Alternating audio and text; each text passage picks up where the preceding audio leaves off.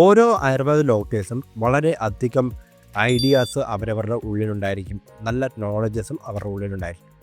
പക്ഷേ ഏറ്റവും കൂടുതലും സമയം കളയുന്നത് അല്ലെങ്കിൽ അവരവരുടെ സമയത്തിനെ കൊല്ലുന്നത് പ്ലാൻ ചെയ്യുന്നതിലായിരിക്കും. Planning is an easy job. But ഇവിടുത്തെ ഏറ്റവും ഡിഫിക്കൽട്ട് ആയിട്ടുള്ള ടാസ്ക് എന്ന് പറയുന്നത് എക്സിക്യൂഷനാണ്.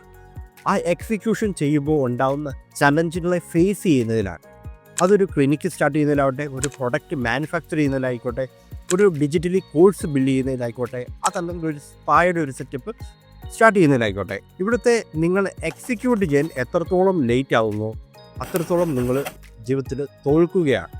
ഓരോ ആയുർവേദ ഡോക്ടേഴ്സും അവരൊരു ഫാമിലി ഉണ്ടായിരിക്കും. പഠിക്കുന്ന സ്ത്രീകളായതുകൊണ്ട് തന്നെ കൂടുതൽ അവരുടെ ഫാമിലി ചലഞ്ചസുകൾ ഉണ്ടായിരിക്കാം. ബട്ട് ആൻഡ് ആം ഷുവർ ജീവിതത്തിലെ തിരക്കൊക്കെ ഒഴിയുന്നൊരു സമയം 35+ലേക്കാണ്. അങ്ങനെയുള്ള സമയത്ത് ജീവിതത്തിൽ ഒരുപാട് ചിന്തിച്ചുകൊണ്ടിരിക്കാതെ, പ്ലാൻ ചെയ്തുകൊണ്ടിരിക്കാതെ എടുത്തു ചാടുക, ജമ്പ് ചെയ്യുക, മുമ്പോട്ട് വരിക.